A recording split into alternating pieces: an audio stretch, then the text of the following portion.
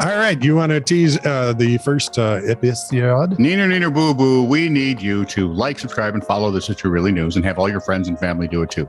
Okay? Like, subscribe, follow. These are the 3 watchwords that will get us off your butt. Probably. Maybe. More or less. Moo. This is True Really News with Scott Combs and Tony Vercanis. All the news you're about to hear is true. Really? As far as you know. So you've heard it said before, you really can't run from the law. You know. No, and walking fast is no good either. No, and radios are faster than cars, this sort of thing. Yeah. Well, it turns you can outrun the law. Turns out, I should say, you can outrun the law, but only for about 72 years. It's barely enough. That's hardly worth it. Police, 72 freaking years? Yeah.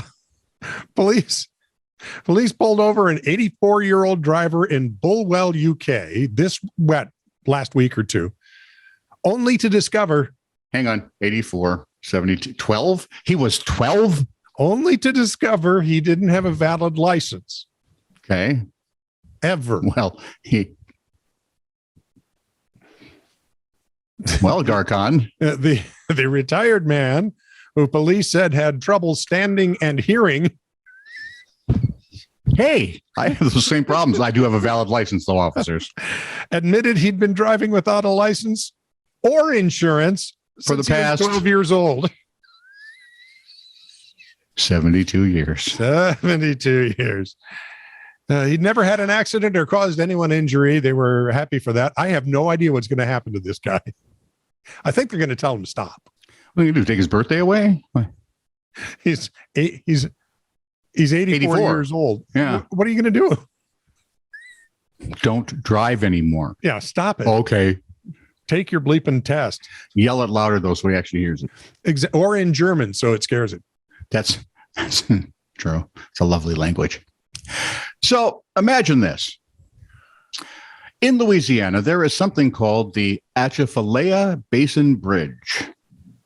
It apparently is kind of a racetrack. So much so that the legislature passed and the governor signed a measure to increase fines and add speed cameras. Cut to the head of the Louisiana State Police being pulled over for a traffic violation on the Atchafalaya Basin Bridge, and then leaving with but a warning and no ticket. You can guess it was the WBRZ TV investigative. See, how's that for British, Flatty? Hard. Because normally we'd say investigative. But no, investigative. Yes. Aluminium. That's still funny. I laugh when I hear that. It is. It's funny sounding to me, too. The trooper who pulled over State Police Colonel Lamar Davis was heard uttering on body cam video. Well, I'll be. Yeah, I bet he did. Yeah. The dash cam vid shows the trooper and Davis talking briefly, then shaking hands, and off they go their different ways. According to WBRZ, Davis was going at least 90. They quoted a source as saying that the traffic stop came shortly after Davis had given his department an, quote, urgent assignment to make stops on speeding drivers on the Atchafalaya Basin, given the new law that went into effect August 1st. Maybe he was just testing them. So technically, he was a couple days prior to the new law actually taking effect. Yeah. So the state troopers, of course, issued the ever popular statement. Yes, he was stopped for a traffic violation on June 28th while traveling west to Interstate 10 in the Troop A area. If you got your maps out. And he had something urgent to do. The trooper utilized his discretion and did not issue a citation. Being the better part of valor. Well, it's his boss. I mean, come on. In a statement to WBRZ, the colonel admitted that he was in the wrong. The trooper who pulled him over will not be disciplined for turning off his body cam. To his credit, he stood up, right? I was wrong. I admit it. I take full responsibility. I was wrong. There's no excuse. I do not believe in excuses. I don't want to put anyone in a position to stop me or any other trooper. And so he's going to pay the fine and do his time? They don't tell me that. But one would think. Okay. I mean, it would, after all, be the manly thing to do. So Does Minnesota have a state sport? We do. What is it? Bass fishing. No, walleye fishing. Is that official? The official I have sport? no idea. State of Minnesota. Maryland. Hang on. Let me use the Google machine. Maryland has a state sport. Maryland has a lot of things that other places don't want. I mean, yes. Just guess what their state sport is. Their official state sport. Sucking at every college sport they have. Nope. Oh, I give up. Jousting. Somehow that seems about right, doesn't it? The origins of jousting date back to sometime in the late 11th century. Sanctuary? 11th century. Somewhere in the wilds of northwestern France as a form of combat training. We do. We have what's the Minnesota? Hockey. Oh, duh. Ice hockey, by the way, not what you simps play out east, that field hockey. Oh, I was going to say slush hockey. We play that too. It wasn't Street hockey. Still wasn't until the 13th century that the sport became the central event of medieval tournaments, by the way. So from the 11th to 13th century, it was just combat training. Oh, yeah. By the mid 17th century, the sport had migrated to North America, taking root specifically in Maryland. Jousting tournaments were held in Maryland in colonial times, but really gained steam in farming communities during the Civil War. You know, there's a war going on down south. How about I poke you with a wood staff? Let's joust. Right. I'm trying to. Who thought this one up? According to the president, a lot of weird things happened during the Civil War. So. No, that is true. So, maybe mass hysteria. According to the president of the Maryland Tournament Jousting Association, and who knew there was one? I mean, had to have one. If it's your state sport.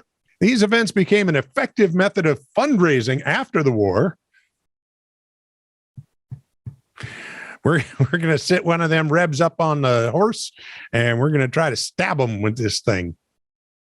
That's not true. Anyway, they'd lost all their military trappings and became strictly for sport. No. A law making it the official sport of Maryland was passed in 1962. Wow, because I think when was Governor Plenty our governor? That's when we got ice hockey as a state sport. Oh, that makes sense. Yeah. It was a few years ago now, but recent times. Back to you. I'm just where's Doctor Who when you need him? Here, Doc, have I got one for you? I mean, Maryland if you think of all things progressive, Maryland leaps to mind. And jousting would not be no. But they have a jousting association, so what the heck? Just another blood sport. Apparently, in Altoona, Iowa, both a winning racehorse and the groom who handled the horse have tested positive for meth. Yuck. How do you get the horse to... Here, suck on this. Also used for other known. Anyway, Brian Orilko of the Iowa Racing and Gaming Commission said the horse had trace amounts of methamphetamine in his body when he ran a race. He says they see positive drug tests a handful of times a year, but never meth. But a horse testing positive for meth is pretty much unheard of. It isn't something we see often, he said, with a bit of surprise. The commission says the groom, the guy who handles the horse before and after the race, he also tested positive for meth. Let me guess, he had more of it in his system. Well, one would think, one would hope. Yes. And how do you get yourself? How do you get it from you? See, the scary part is I right away go to how did the groom get the meth into the horse, and that gets to bad places. Subsequently, the trace amounts on his hands resulted in trace amounts of meth on his hands resulted in Drag Malibu, the horse, testing positive for meth. The groom had put a tongue tie on the horse, and it's reasonable to assume, based on the level of methamphetamine detected in the horse, that's probably how he tested positive. The normal penalty is a year-long suspension. Okay, so if a horse becomes a meth addict, how does he itch? I mean, how do you... And how do you know when it's a racehorse, right? They're kind of high-strung anyway. Yeah. How do you know when it's tweaking? Meth is exactly. According to Arilco, meth is a class 1 drug. That means meth has no business being in an animal at all. No duh, man. Mm-hmm. He does say, though, that the trainer and owner have no history of violations and didn't knowingly give the horse meth, although one does wonder why the trainer had it on his hands. Because of this, they have only been suspended for 15 days. They do, however, lose the first place winnings and must pay a $1,000 fine. I don't suppose you could let them keep that. No, but the gambler, their bets from that day are locked in place. Yep. So the gamblers win. Yeah, but the owners can't. Yeah, and they had probably nothing to do with it either. By the way, the Drag Malibu has been cleared to race once again. Yay! Wowzers. This is true, really news. Send email to titr@netradio.network.